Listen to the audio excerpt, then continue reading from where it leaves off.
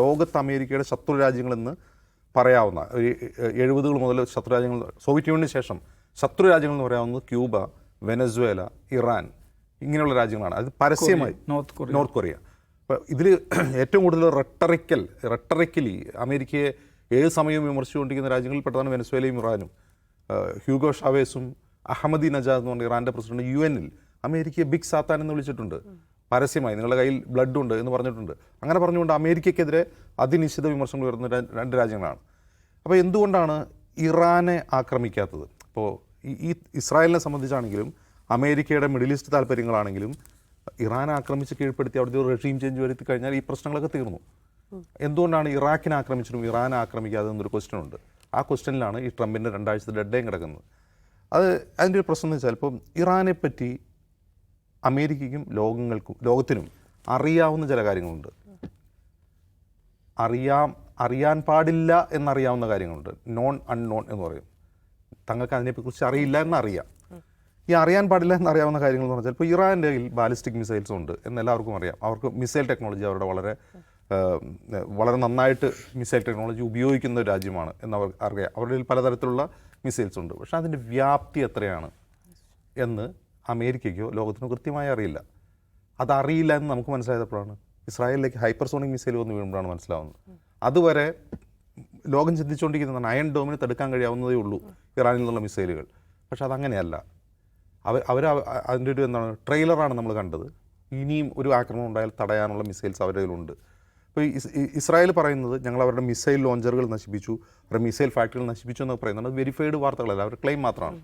എന്താണ് നശിപ്പിച്ചത്, അവരുടെ എത്ര ശേഷി നശിപ്പിച്ചു എന്ന വിവരങ്ങൾ ആരുടെയും കയ്യിലില്ല. ഇപ്പം ന്യൂക്ലിയർ ഫെസിലിറ്റീസിൽ ആക്രമണം നടത്തിയാൽ വിത്തിൻ 3 വീക്സ് 3 ആഴ്ചയ്ക്കുള്ളെങ്കിൽ അവർക്കത് തിരിച്ചെടുക്കാൻ കഴിയുന്നത്ര ഡാമേജസ് അവിടെ ഉണ്ടായിട്ടുള്ളൂ.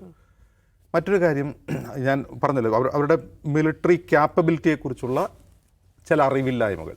ആ അറിവില്ലായ്മ അതറിയില്ല എന്നുള്ളത് അമേരിക്കയ്ക്കും ലോകരാജ്യങ്ങൾക്കും അറിയാം.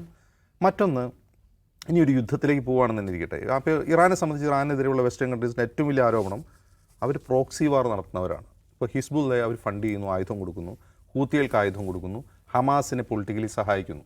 ഇതൊരു ആരോപണമാണ്. ഇത് വേറൊരു രീതിയിൽ ചിന്തിച്ചാൽ, ഇപ്പോൾ നമ്മളിവിടെ ഇന്ത്യയിലിരുന്ന് ചിന്തിക്കുന്നതുകൊണ്ടാണ്. ഒരു വെസ്റ്റേൺ കൺട്രിയിലോ ഇസ്രായേലിലോ അമേരിക്കയിലോ ചിന്തിക്കുമ്പോൾ അവരാലോചിക്കുന്നത് എന്താണ്? ഇറാൻ ഇസ്രായേലിനെ വളഞ്ഞു വെച്ചിരിക്കുകയാണ്. അതിന് ഒരതിർത്തിയിൽ ലബനാനിൽ ഹിസ്ബുള്ള, ഒരു വശത്ത് ഹൂത്തികൾ, ഇവിടെ ഹമാസ്, ഇതിനെല്ലാം ഇറാൻ സപ്പോർട്ട് ചെയ്യുന്നു എന്ന് പറയുമ്പോൾ അത് ശരിയാണല്ലോ, ഇങ്ങനെ നറേറ്റീവ് സൃഷ്ടിച്ചു കഴിഞ്ഞാൽ അത് ശരിയാണ്. ഇങ്ങനെ പ്രോക്സികളെ സഹായിക്കുന്നു ഇറാൻ എന്നുള്ളത് അമേരിക്കയ്ക്കും വെസ്റ്റേൺ കൺട്രീസിനും അറിയാം. പക്ഷേ അതിൻ്റെ വ്യാപ്തി എത്രയാണെന്നുള്ളത് ഇവർക്ക് അറിയില്ല. അതിൻ്റെ വ്യാപ്തി എത്രയാണെന്ന് അറിയാത്തതിൻ്റെ കാരണം ഈ ഇറാനിയൻ റവല്യൂഷണറി ഗാർഡ്സ് എന്ന് പറഞ്ഞാൽ അവരുടെ ഒരു എലീറ്റ് ക്ലാസ് സൈനിക വിഭാഗമുണ്ട്. ആ സൈന്യം ഒരു ഐഡിയോളജിക്കൽ സൈന്യമാണ്, വെറുതെ ഒരു സൈന്യമല്ല. അത് ഇറാൻ വിപ്ലവത്തിൻ്റെ മൂല്യങ്ങൾ നിലനിർത്തുക എന്നുള്ളതാണ് അവരുടെ ലക്ഷ്യം. അപ്പോൾ ആ സൈന്യത്തിൻ്റെ റാങ്ക് ആൻഡ് ഫയൽ എങ്ങനെയാണ്?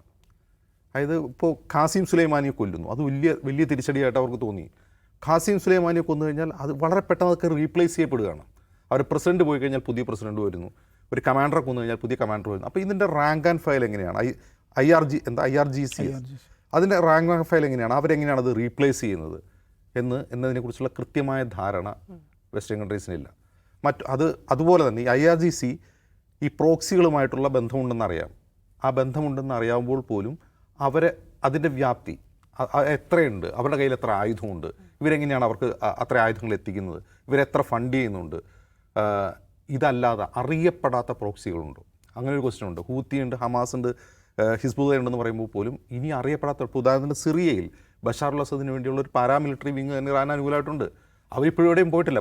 അവിടെ റെജീം ചേഞ്ച് നടന്നിട്ടും ആ മിലീഷ്യ അവിടെ തന്നെ ഉണ്ടാവും, ആ ആയുധങ്ങൾ അവിടെ തന്നെ ഉണ്ടാവും.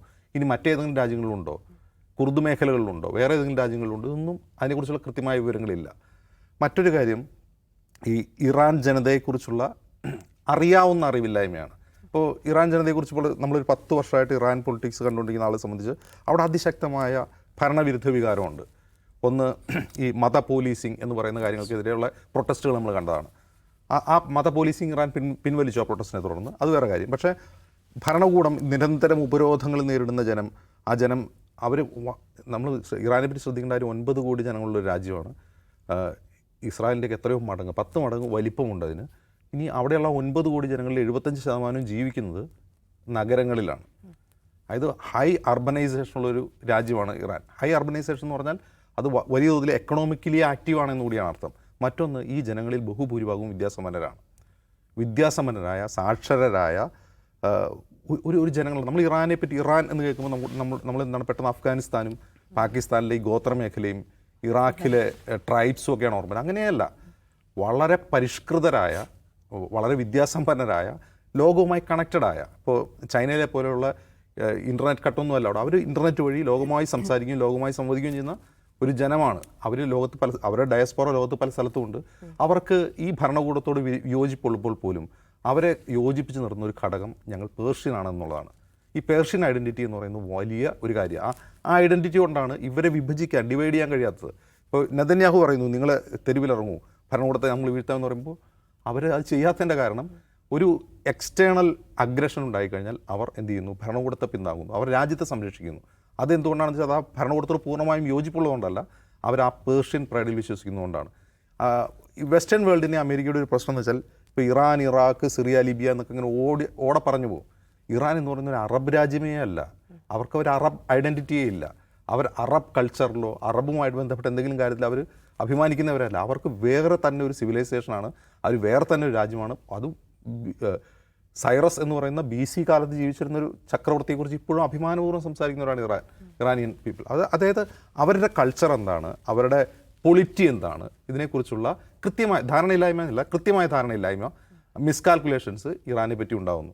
അതാണ് മറ്റൊരു കാര്യം. അപ്പോൾ റെജീം ചേഞ്ച് നമ്മളിപ്പോൾ തന്നെ മാറ്റും, അല്ലെങ്കിൽ ഇമ്മീഡിയറ്റ് സറണ്ടർ എന്നൊക്കെ ട്രംപ് പറഞ്ഞു കഴിഞ്ഞാൽ അതൊക്കെ പറച്ചിൽ മാത്രമാവുന്നത്. നടക്കാത്തതിൻ്റെ കാരണം എന്ന് വെച്ചാൽ അത് നടക്കുന്ന കാര്യമല്ല എന്ന് ട്രംപിന് പോലും അറിയാം. അതുകൊണ്ടാണ്. അപ്പോൾ ഞാൻ വ്യക്തിപരമായി വിശ്വസിക്കുന്നത് ഇത്തരത്തിലുള്ള ചില അൺനോൺ കാര്യങ്ങളുണ്ട് ഇറാനെ പറ്റി. ലോകത്തിന് കൃത്യമായ ധാരണയില്ലാത്ത കാര്യങ്ങൾ ആണ് അവരെ ആക്രമിക്കാൻ പ്രേരിപ്പിക്കാത്തത്. അതുകൊണ്ട് തന്നെ ഞാൻ വ്യക്തിപരമായി വിശ്വസിക്കുന്നു ഈ 2 ആഴ്ച കഴിഞ്ഞാലും ട്രംപ് ഒന്നും ചെയ്യാൻ പോകുന്നില്ല.